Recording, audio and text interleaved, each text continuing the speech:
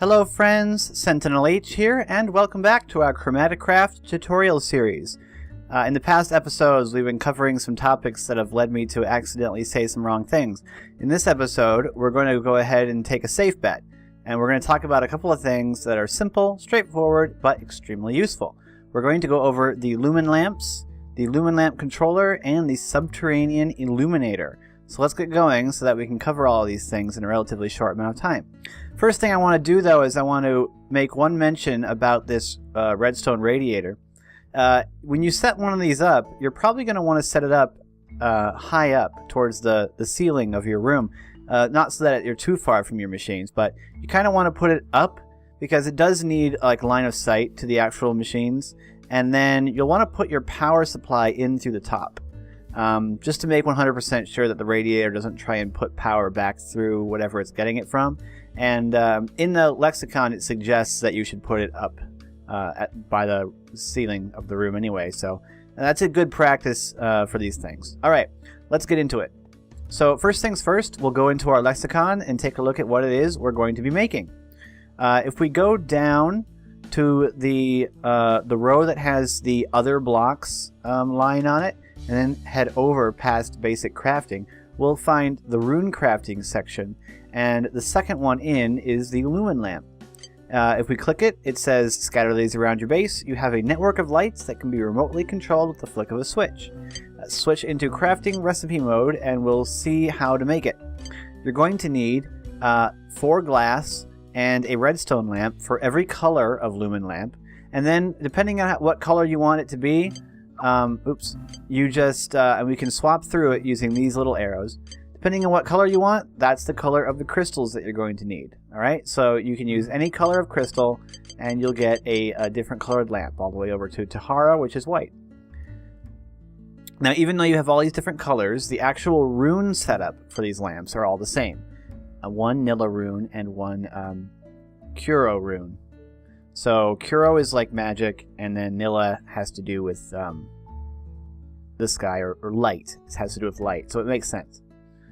So the first thing we'll do is we'll go ahead and place those runes, just to make sure that it shows up properly. And let me just check that again. And I usually have to do this a couple of times. So 3 blocks away, y minus 1, so 1 layer below the table. So in this direction, we go 1, 2, 3, and put it there. And then in this direction, 1, 2, 3, and it goes there. Now we can go in here and actually cast the lamp. So we'll put the glass in the corners, put the redstone lamp in the middle, and I'm going to make a Tahara crystal lamp. And now you can see it, we get 16 of these. So you get a lot of these for the recipe, so it's quite cost efficient really. 1 redstone lamp, 4 blocks of glass, and 4 shards for 16 remotely controllable lamps. Pretty good deal. You should be able to light up a good-sized house, a good-sized base with these. So I'll take my manipulator and I'll give it a whack. Awesome.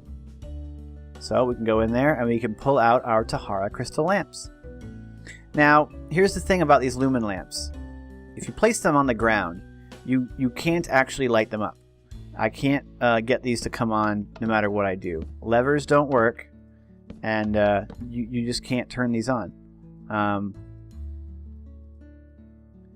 Like I said, if you right-click on this, you see a channel pop up. So you need something else to make these lamps work, and that something else, if we go just right here to the construct section, basic crafting, over here to rune crafting where we've been doing our work, you can see here the Lumen Lamp Controller. This is what turns on and off the lumen lamps, and you have to make one of these if you want to use them. So it says here you often find yourself in need of controllable lighting, but redstone is ugly and hiding wiring is annoying, so why not just use magic? On the next page you find that it has a maximum range of 64, so whatever lamps you want to turn on and off with this particular controller have to be 64 away. However, there are ways to increase the range of things in ChromatiCraft. We'll get to that particular item later.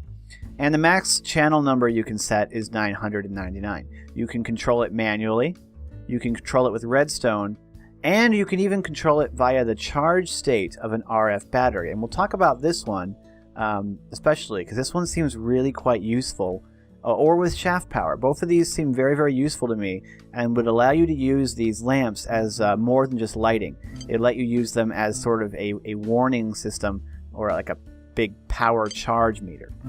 So, in order to craft it, you're going to need an ender pearl, 2 aura dust, 2 redstone, another quartz, a chromic dust, and 2 stone slabs. Then, you'll need to place down 2 runes, both Nilla runes, both 4 blocks away from the casting table and 1 block below in the east and west direction. So before I talk about what those items are, let's go ahead and place the runes. So 1, 2, 3, 4 on each side. 1, 2, 3, 4. So there's the runes. Now, how do you get aura dust and chromic dust? Well, to get chromic dust, you need to find this stuff, energized rock. You'll find this, underground, in among the stone, and it'll appear, and you'll be able to see it after you get some of the very most basic and early progression. So it'll show up pretty darn early. Get a couple of progression markings, especially finding a crystal, and maybe going and finding some dye trees, and you'll be able to find the energized rock. Energized rock mines very simply with a pick. You don't need a diamond pickaxe. I think it might be stone level, and then you just mine it, and you get chromic dust. I got quite a bit of chromic dust right there, so you'll get some chromic dust when you mine that stuff. The other thing you need is the aura dust. This comes from these guys, aura blooms.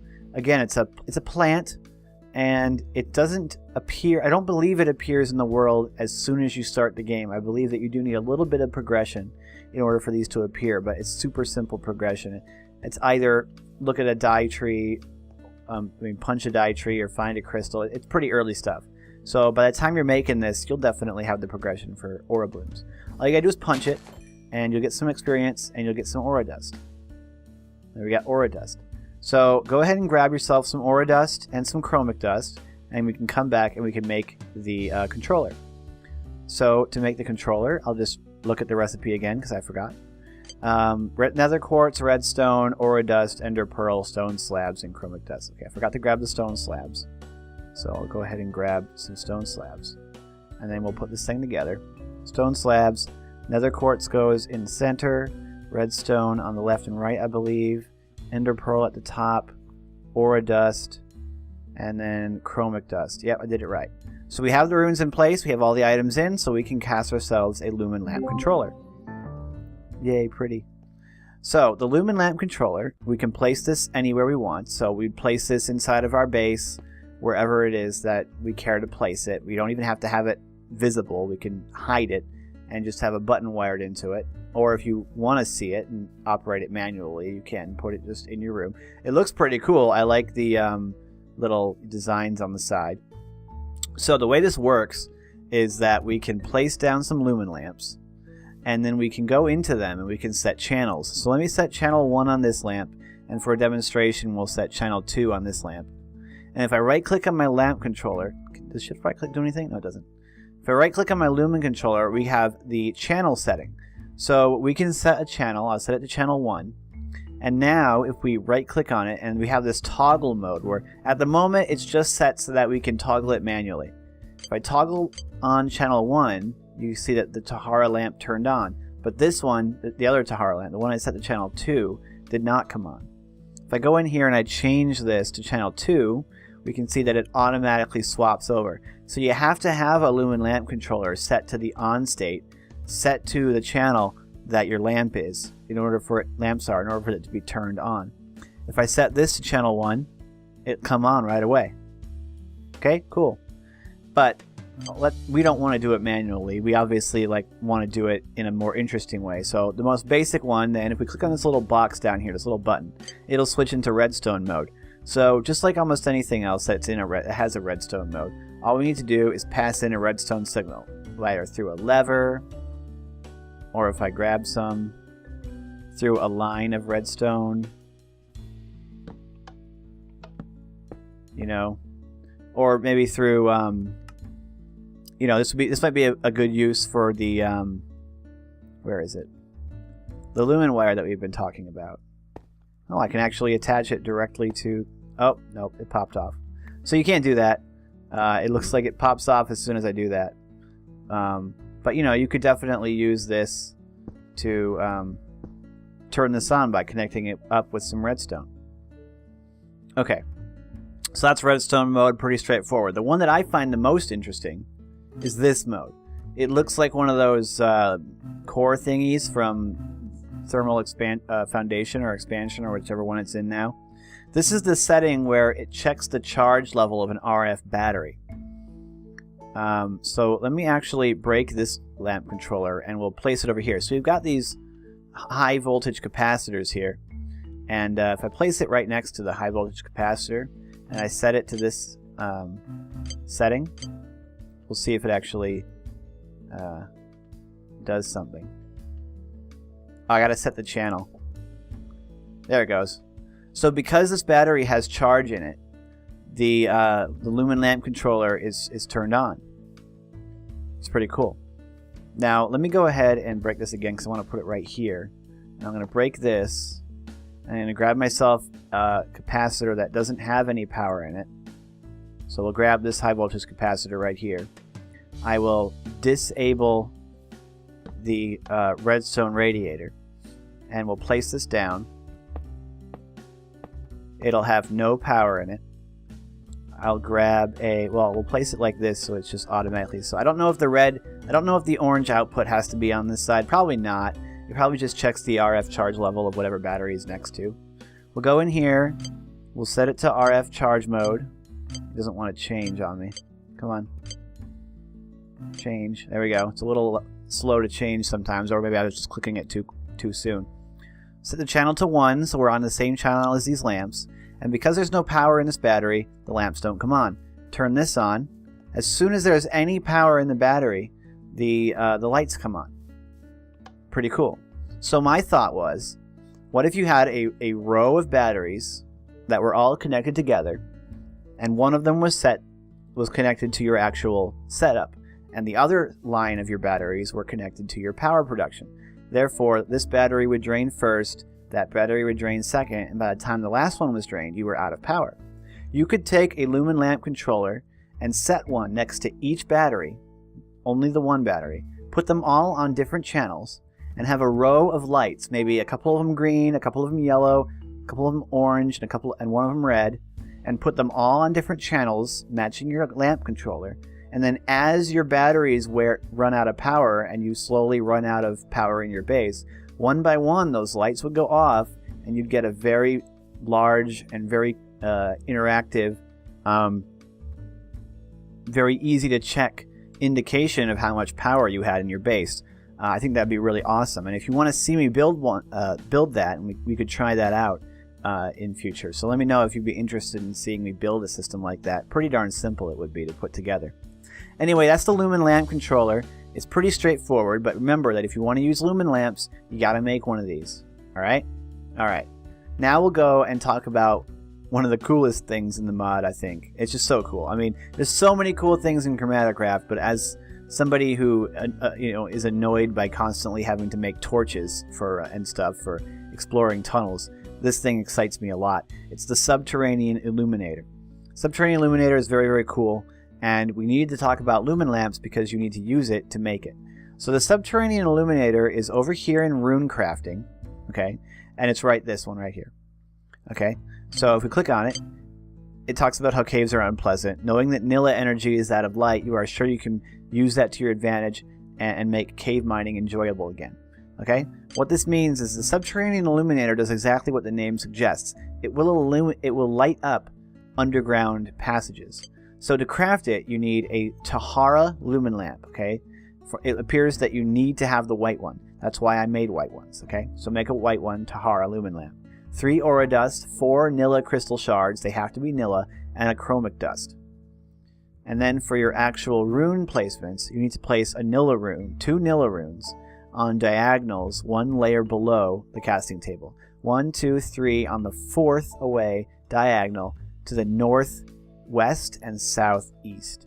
So we'll go ahead and place those.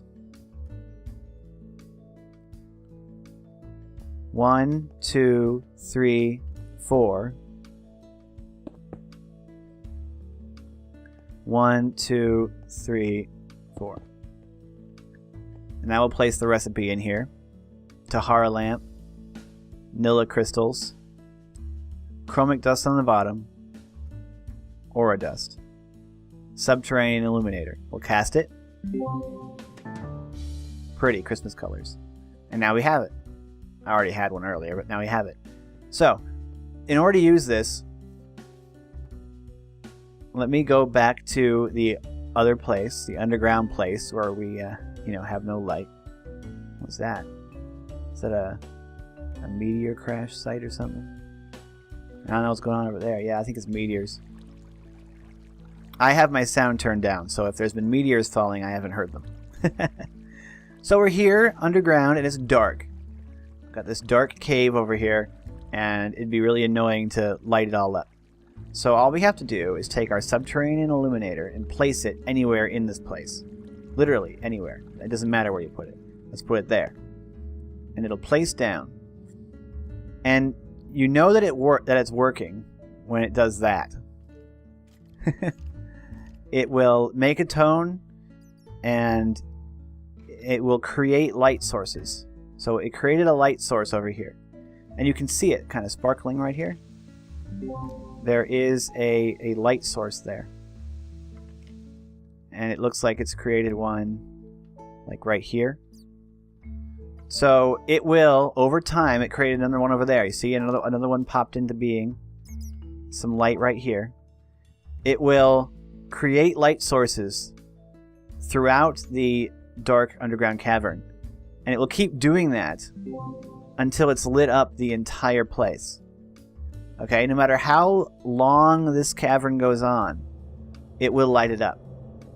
So once you've placed one of these in your mine, you can just start mining and keep mining and keep mining and keep mining. And now it does take time for it to, create its light sources, but it will eventually light up the entire place. I wonder if you can boost these with runes. Probably not. That'd be really cool if you could place Nilla runes adjacent to it and it would like speed it up. But anyway, it'll create these light sources and it will light up the cavern, which is pretty darn useful. So you'll want to place it, and then you'll want to go do something else and then come back, because as you can see, it does take time for it to create these light sources, but it will eventually light up the entire cavern. Very, very useful, and actually not that expensive for how useful it is. I mean, all it does is create light, but still, that's really useful when it comes to ravines. And take this to the mining dimension in Rev and place one down and light up the entire place. I assume that would work. It's all one giant cave. But anyway, that's the Subterranean Illuminator. Very, very awesome. So I hope you've enjoyed this episode where we've talked about some light fixtures in ChromatiCraft. But they're more than just light fixtures. They're very useful. They're packed with useful features, especially the Lumen Lamps with their controller. That battery charge mode, I'm telling you, that's pretty darn useful stuff. That makes it really easy to make like a charge indicator. So thanks so much for watching. Like and comment the video if you did enjoy it, and join the Discord if you're interested in that. I'm SentinalH, and I'm signing out.